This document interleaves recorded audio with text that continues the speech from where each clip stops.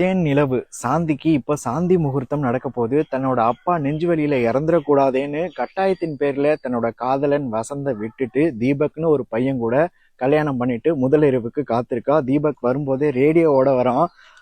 உன்னோட முன்னாள் காதலன் ஒரு பாடகராச்சே, அவன் பாடின அதே பாட்டுல அதே சாரீரத்துல நீ பாடியிருக்கியே, அந்த வசந்தோட சாரீரத்தை தான் வாங்கினியா இல்ல சரீரத்தையும் சேர்த்து வாங்கிட்டியா? அவன் கூட அப்படி இருந்தியா இப்படி இருந்தியான்னு சொல்லி தினம் தினம் அடிக்கிறான், சிகரெட்டால சூடு வைக்கிறான்.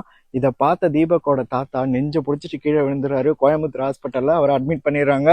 தீபக் கோயம்புத்தூருக்கு போயிட்டான். இப்ப புருஷன் இல்லாத நேரத்துல சாந்தியை பாக்குறதுக்கு முன்னாள் காதலன் வசந்த் வந்துட்டான்.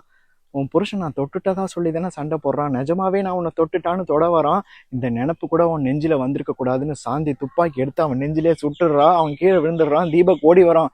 அடி பாவி, அவசரப்பட்டுட்டே, அவன் நிழல கூட நான் தொட்டதில்லை, சாந்தி உத்தமின்னு நிரூபிக்க நான் என் உயிரையே கொடுப்பேன்னு சொல்லிட்டு நிரூபிக்கிறதுக்காகத்தான் அவன் வந்து இந்த நாடகத்தை நடத்தினான்.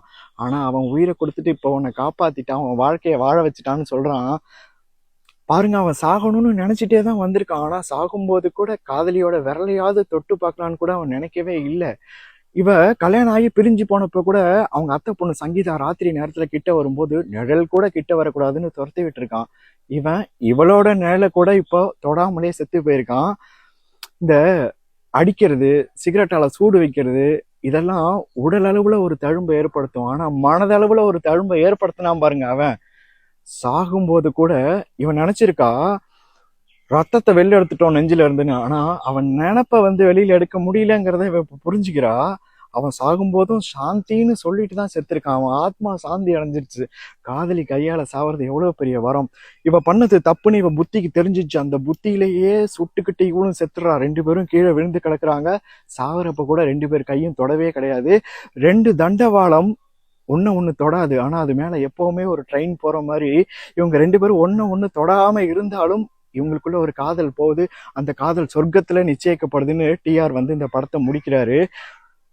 அமைதிக்கு பெயர் தான் சாந்தின்னு முதல் வரி, அலையினில் ஏதடி சாந்தினி 2வது வரி.